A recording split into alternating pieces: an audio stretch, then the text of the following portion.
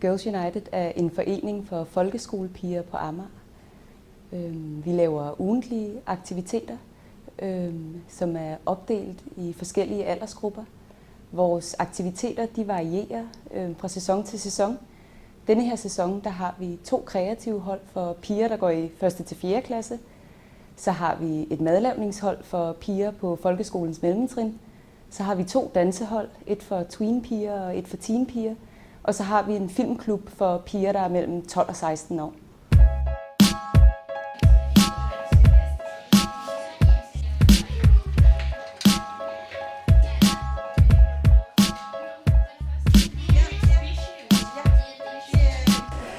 Jeg er frivillig i Girls United, som er en forening med forskellige aktiviteter til piger, hvor jeg blandt andet står for Amager Pigekøkken, som er for piger, som kan komme og lave mad og lære lidt om sundhed samtidig.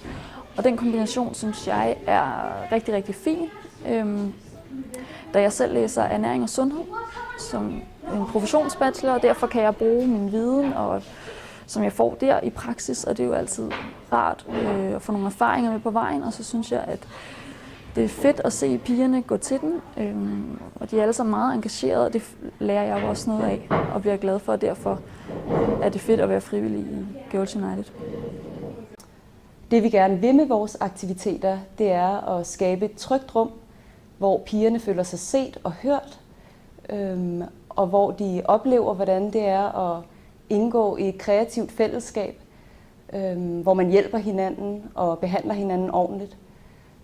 Og på den måde er vi med til at give pigerne nogle gode oplevelser og erfaringer, som vi selvfølgelig håber, de vil tage med sig videre i livet,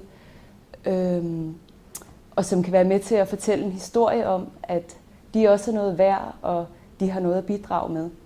Det gode ved Farvefabrikken, det er, at man laver billedkunst og tegner, og jeg kan godt lide at tegne, og man hygger os rigtig meget.